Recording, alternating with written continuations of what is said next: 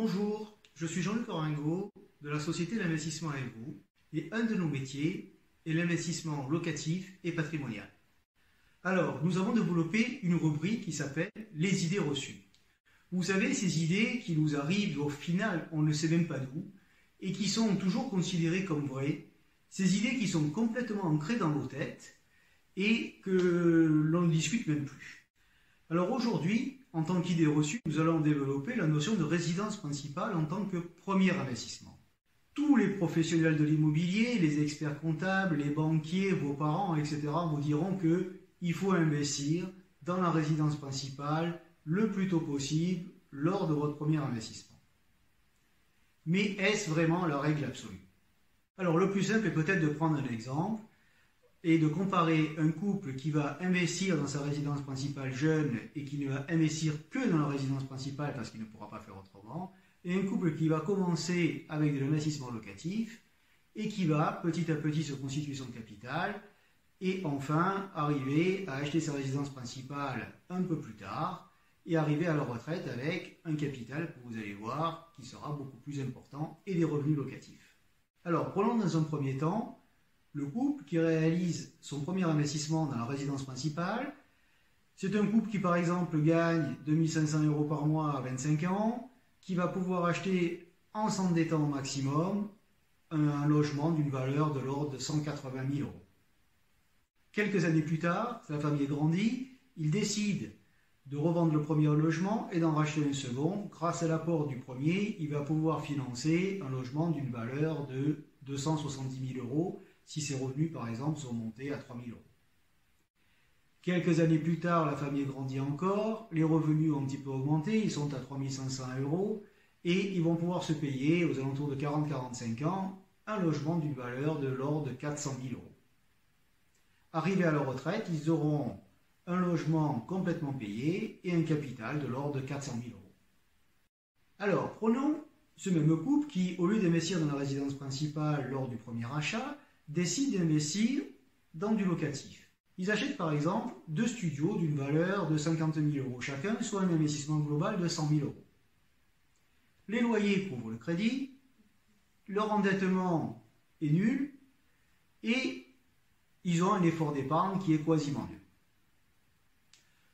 2 ans plus tard, ça se passe bien, ils retournent voir leur banquier et ils leur demandent à nouveau un financement de 100 000 € pour acheter 2 autres studios.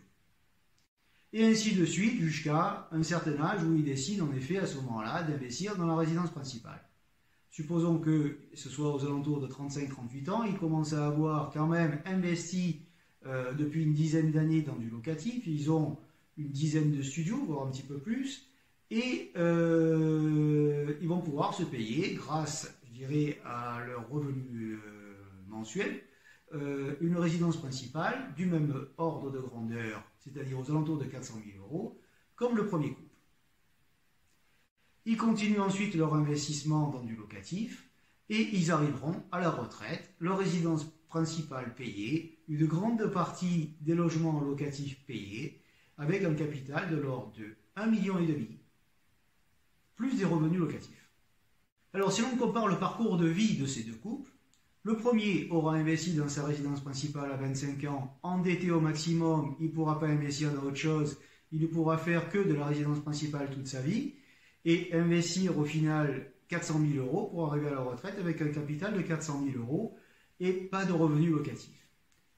Le deuxième couple, lui qui a commencé par de l'investissement locatif, pourra avoir un capital de 1,5 million, voire plus, en fonction de ce qu'il aura investi, plus des revenus locatifs qui vont s'élever, dans notre cas de figure, aux alentours de 7 000 € par mois. Alors investir dans la résidence principale en premier achat, est-ce une bonne ou une mauvaise idée?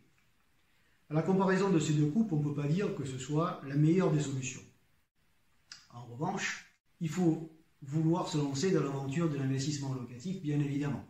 Et tout le monde ne le fera pas. L'objectif aujourd'hui, c'est simplement de vous donner une nouvelle direction, une nouvelle piste de réflexion, mais pas forcément de vous dire c'est absolument la règle absolue qu'il faut adopter.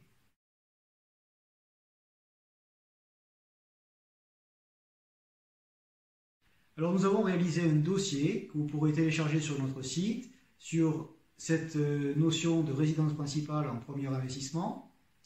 Vous pourrez également aussi, si vous le souhaitez, me contacter au numéro de téléphone qui s'affiche. Nous allons réaliser une prochaine émission sur un autre sujet très polémique, cette idée reçue qu'il faut investir pour défiscaliser au travers de la loi Pinel. Bonne ou mauvaise idée. En tout cas, je vous remercie de votre écoute. Je vous souhaite une bonne journée en espérant vous retrouver lors d'une prochaine vidéo.